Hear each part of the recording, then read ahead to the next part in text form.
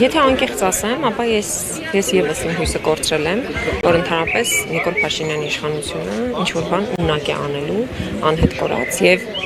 բռնի անհետացած զինծառայողների, մարմինների կամ ընդհանրապես որպես ողջ իրենց որոնողական աշխատանքների համար, որովհետեւ ես ուզում եմ ձեզ հիշեցնել, որոնողական աշխատանքները դադարեցված են մոտ 3-4 տարի։ Եվ դա բացառապես քաղաքական հարց է, եւ երբ որ Նիկոլ Փաշինյանը գնում է բանակցությունների, նա առնվազն պարտավոր է բանակցային գործընթացին սեղանին դնել անհետ կորածների որոնողական աշխատանքները եւ աշխատանքների անհապաղ վերսկսումը։ Նիկոլ Փաշինյանը դա չի անում։ Ինչու չի անում, չեմ կարող ասել, բայց փաստը այն է, որ մենք չունենք անհետ կորածների որոնողական աշխատանքների վերսկսման գործընթաց կամ դրա մեկնարկին ուղղված որևէ քայլ։ Եվ ես ուզում եմ հիշեցնել, որ դուք ճիշտ նկատեցիք, քանի տարի ծնողները պայքարում են եւ այն ծաղրանքը, որ այս ընթացքում ծնողներին հասցվել է, թույլ տվեք ասել, շատ ամոթալի է։ Ծնող կա, որին տվել են, օրինակ 3 ձեռք ու ասել են մի գանգի հետ, դա ձեր երեխան է։ Հիմա այդ ծնողին ոնց դու հանգստացնես, որ ինքը չգա փողոցում քնի։ Դու չես կարող որևէ կերպ այդ ծնողին համոզել, որ ամեն ինչ նորմալ է, համբերեք։ Այս մարդիկ իրենց վերջին հույսի համար եկել են Բաղրամյան պողոտան։ Մի ծնողին ընդհանրապես ինքը փոքրամարմին զինվոր է ունեցել, բերել են 43 համարի կոշիկով, տենց մեծ ոտք են տվել, ասել են, որ դա,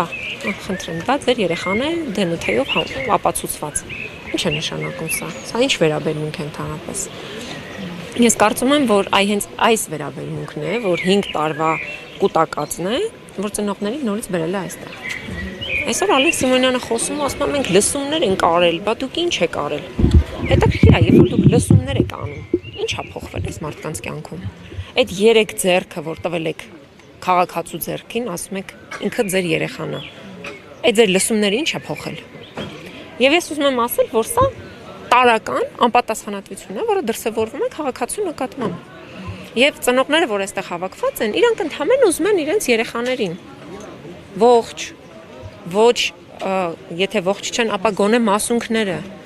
բայց այս մարդիկ որևէ քայլ չեն անում։ Եվ ընդհանրապես ծաղրուծանակի են վերածել այս ամբողջ process-ը։ Բայց մարդիկ փողոց չփակեն, այս մարդիկ չգան գիշեր, ոնց արտահայտեն իրենց դժգոհությունը։ Ես ուղղակի չեմ պատկերացնում էլ ուրիշ ինչ քայլեր հնարավոր կլինի ձեռնարկել, որպեսզի ուշադրություն հրավիրեն։ Եվ այստեղ իրենց գտնվելը կամ որևէ պաշտոնյայի հետ հույս կապելը ոնց որ իրենց վերջին հույսի ճիճն լինի։ Այստեղ անձը չի կարևոր։ Իրենք ուզում են գործընթացի շարունակականություն, որտեղ այս ընթացքում մենք տեսել ենք, պաշտոնյաներ են փոխվել, եկել են ասել են, հա դե ես ծանոթ չեմ գործին, հիմա կծանոթանամ, մի տարի անցել է, մինչև ինքը ծանոթացել է, մինչև ծանոթացել է, սկսել է ինչ-որ գործողություններ անել, հոպ, իրեն աշխատանքից հանել են, հետո նորից, այսպես 5 տարի։ Բայց այս մարդիկ ընդհանրապես ասում են, մեր երեխաներին վերադարձրեք, եւ դա լեգիտիմ, օրինական պահանջ է։ Իրենք երեխան տվե պետությանը։ Հիմա եթե մահացել է, դիակը տվեք։ Եթե մահացել է, մասունքը տվեք։ Եթե չի մահացել, ուր են այդ երեխեքը։ Այստեղ ծնողներ կան, ես նայում եմ իրենց կադրերը, իրենք ունեն տեղեկություն, իրենք նայում են տեսանյութերը, որ գերի անգած, բայց ոչ մի գերու ցուցակում այդ երեխան չկա։ Լավ, ինչ եղավ այդ երեխան։ Բայց ես չի հետաքրքրում այդ զինվորն ուր գնաց։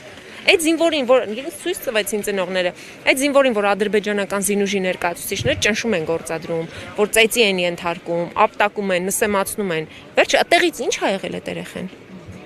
Բայց այդքան հետախուզություն ունեք, հակահետախուզություն ունեք, Գերագույն գլխավոր հրամանատարի կեպ կենդրել էիր, ասում էր ես հրամանատար եմ, խեթ հրամանատարը մենակ կեպ կա դնելով, հա։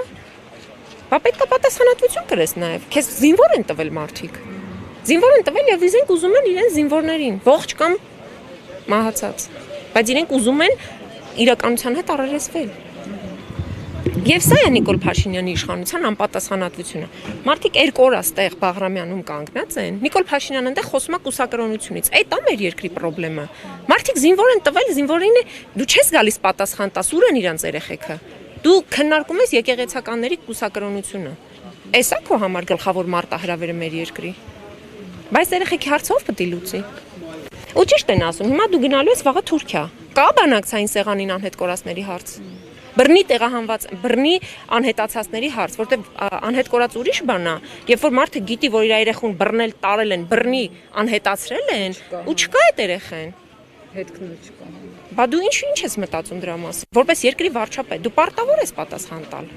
Այդ պատասխանատվությունից խուսափելով, գոռալով, սրան նրան կալանավորելով, վիրավորելով հարց չի լուծվի։ Հիմա որ Սամվել Կարապետյանը բանտում է, ամեն ինչ նորմալ է արդեն, հա, ոչ մի վտանգ չկա մեր երկրում, ամեն ինչ անցավ, հա։ Էս էլ մեր երկրի գլխավոր մարտահրավերը մեր երկրի հետ էր, Սամվել Կարապետյանը բանտարկվեց, всё, բանտարկվեց, նորմալ է հիմա։ Դե եկեք այս մարդկանց հարցերը լուծեք։ Երեք գնացիք, բանտարկեցիք, քեֆ արեցիք, ուրախացաք, դե հիմա եկեք այս մարդկանց հարցերը լուծեք։ Եկեք պատասխան տվեք, ուր են։ Էս ծնողների երեխաներն ուր են։ Տիկին Թովմասյան, ամեն անգամ երբ նման նուրբ հարցի շուրջ ընդդիմադիր падգամավորներն են գալիս, մոտենում են, լսում են, իշխանականներն ասում են, որ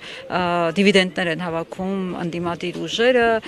փորձում են բան անել, հա, PR-ը իրենց անել եւ այլն, կա նման խնդիր ձեր մոտ։ Ես ուզում եմ ասել, որ ես ծնողների հարցով, ծնողների հետ հանդիպումների իմ ձևաչափով արդեն 5 տարի տարբեր առիթներով ես իրենց հետ խոսում եմ, իրենց հարցով զբաղվում եմ, եղել են դեպքեր, որ անհատական դեպքերով եմ զբաղվել միջազգային կառույցների հետ, Կարմիր խաչի հետ, ՄԱԿ-ի հետ, այսինքն դիվիդենդ շահելու խնդիր անբարոյականը կարա այս թեմայի վրա դիվիդենդ շահի։ Եվ իրենք անբարոյականություն են անում դրա մասին խոսալով։ Եթե որևէ մեկը փորձի որևէ մեկին մեղադրել, որ անհետ կորածների ծնողների կողքին կանգնելը քաղաքական դիվիդենդ է, ես մարտահրավեր եմ նետում, ինքը անբարոյական է։ Ուրեմն թող ինքը պատասխանի, որ ինչ նկատի ուներ։ Ես վստահաբար ասում եմ, դուք ունեք պատասխանատվություն այս ծնողների նկատմամբ։ Իրենք ձեզ պետությանը տվել են զինվոր, դուք իրենց ոչ մի բան հետ չեք տալիս։ Գոնե մահացած մարմինը բերեք հետ տվեք այդ մարդկանց։ Մասունքը բերեք 5 տարի հետո հետ տվեք։